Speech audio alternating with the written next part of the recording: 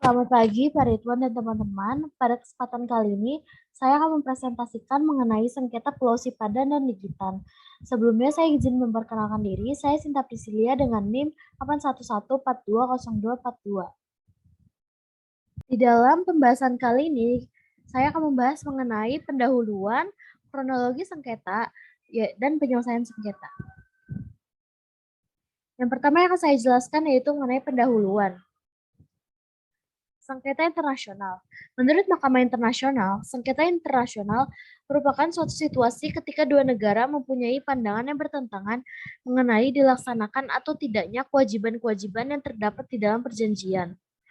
Sengketa internasional terjadi apabila perselisihan tersebut melibatkan pemerintah, lembaga jurisdik, atau badan hukum, atau individu dalam bagian dunia yang berlainan, terjadi karena kesalahpahaman tentang suatu hal, salah satu pihak sengaja melanggar hak atau kepentingan negara lain, dua negara berselisih pendirian tentang suatu hal, dan pelanggaran hukum atau perjanjian internasional. Kemudian dalam hukum internasional terdapat dua jenis sengketa. Yang pertama yaitu ada sengketa politik. Sengketa politik adalah sengketa suatu negara mendasarkan tuntutan tidak atas pertimbangan yurisdiksi, melainkan atas dasar politik atau kepentingan lainnya. Sengketa yang tidak bersifat hukum ini penyelesaiannya dilakukan secara politik. Keputusan yang diambil dalam penyelesaian politik hanya berbentuk usul-usul yang tidak mengikat negara yang bersengketa. Kemudian ada sengketa hukum. Sengketa hukum yaitu sengketa di mana suatu negara mendasarkan sengketa atau tuntutannya atas ketentuan-ketentuan yang terdapat dalam suatu perjanjian atau yang telah diakui oleh hukum internasional. Keputusan yang diambil dalam penyelesaian sengketa secara hukum punya sifat yang memaksa terhadap kedaulatan negara yang bersengketa. Pembedaan jenis sengketa hukum dan politik internasional dapat dilakukan dengan melihat sumber sengketa dan bagaimana cara sengketa tersebut diselesaikan. Apabila sengketa terjadi karena pelanggaran terhadap hukum internasional, maka sengketa tersebut menjadi sengketa hukum. Selain pelanggaran terhadap hukum internasional, sengketa dapat terjadi akibat adanya benturan kepentingan yang melibatkan lebih dari satu negara. Sengketa yang melibatkan kepentingan inilah yang dimaksud sengketa politik. Kemudian selanjutnya saya akan menjelaskan mengenai kronologi sengketa Pulau Sipadan dan Ligitan. Kronologi kasus. Persengketaan antara Indonesia dengan Malaysia mencuat pada tahun 1967 ketika dalam pertemuan teknis hukum laut antara kedua negara. Masing-masing negara ternyata memasukkan Pulau Sipadan dan Pulau Ligitan ke dalam batas-batas wilayahnya. Kedua negara lalu sepakat agar Sipadan dan Ligitan dinyatakan dalam keadaan status quo, akan tetapi ternyata pengertian ini berbeda. Pihak Malaysia membangun resort pariwisata baru yang dikelola oleh pihak swasta Malaysia. Karena Malaysia memahami status quo sebagai tetap berada di bawah Malaysia sampai persengketaan selesai. Sedangkan pihak Indonesia mengartikan bahwa dalam status ini berarti status kedua pulau tadi tidak boleh ditempati atau diduduki sampai persoalan atas kepemilikan dua pulau ini selesai. Pembangunan resort di pulau yang tengah menjadi sengketa itu pun menjadi sorotan. Tetapi pemerintah Indonesia yang juga merasa memiliki pulau itu segera mengirim protes ke Kuala Lumpur meminta agar pembangunan di sana dihentikan. Alasannya, Sipadan dan Ligitan itu masih dalam sengketa dan belum diputus siapa pemiliknya.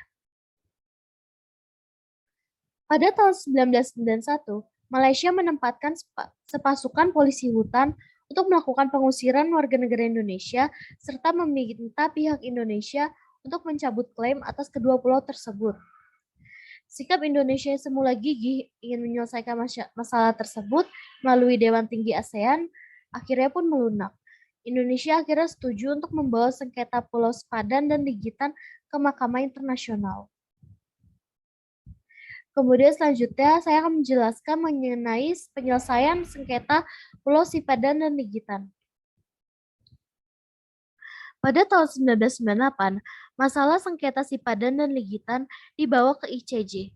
Kemudian, pada hari Selasa 17 Desember 2002, ICJ mengeluarkan keputusan tentang kasus sengketa kedaulatan Pulau Sipadan Ligitan antara Indonesia dengan Malaysia. Hasilnya, dalam voting di lembaga itu, Malaysia dimenangkan oleh 16 hakim, sementara hanya satu orang yang berpihak pada Indonesia. Dari 17 hakim itu, 15 merupakan hakim tetap dari Mahkamah Internasional. Sementara satu hakim merupakan pilihan Malaysia dan satu lagi dipilih oleh Indonesia. Kemenangan Malaysia oleh karena berdasarkan pertimbangan effectivity atau tanpa memutuskan pada pertanyaan dari perairan teritorial dan batas-batas maritim, yaitu pemerintah Inggris yang merupakan penjajah Malaysia telah melakukan tindakan administratif secara nyata berupa penerbitan ordonasi perlindungan satwa burung, pungutan pajak terhadap pengumpulan telur penyu sejak tahun 1930 dan operasi mercusuar sejak tahun 1960-an. Penyelesaian sengketa yang akhirnya diserahkan pada Mahkamah Internasional ini pada hakikatnya keberhasilan diplomasi dari pihak Malaysia dan Indonesia. Cara yang damai yang ditempuh Indonesia dan Malaysia akan memberikan dampak yang besar bagi kawasan Asia Tenggara. Satu hal yang perlu disesali dalam mekanisme penyelesaian konflik SIPA dan ligitan ini adalah tidak dipergunakannya mekanisme regional ASEAN. ASEAN sebagai salah satu forum kerja sama regional sangat minimal perannya dalam pemecahan masalah perbatasan. Hal ini karena dipandang sebagai persoalan domestik satu negara dan ASEAN tidak ikut campur dalam urusan di atasnya. Untuk itu, perlu adanya komitmen dari pemerintah Indonesia sendiri untuk lebih tegas dalam mengatur wilayah perbatasan, sehingga jika mengalami konflik serupa, sudah ada persiapan yang matang dari pemerintah Indonesia sendiri.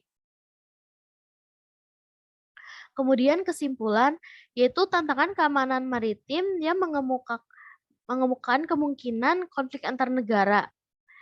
Konflik antar negara merujuk pada tingkat kompetisi antar negara untuk mendapatkan sumber daya alam dan klaim terkait batas-batas nasional dan teritorial. Isu sekuritisme maritim saat ini masih kurang mendapat perhatian serius, kecuali pada saat-saat tertentu, yaitu kedaulatan kita merasa dilanggar oleh negara lain. Akibat ya, Akibat fatal ya, kelengahan pemerintah menggoreskan sejarah pahit. Salah satunya yaitu lepasnya Pulau Sipadan dan Ligitan. Maka dari itu, pemerintah harus siap dalam segala kondisi untuk mengatasi hal tersebut. Sekian dari presentasi saya. Mohon maaf bila ada kekurangan dan kesalahan dalam bertutur kata. Terima kasih.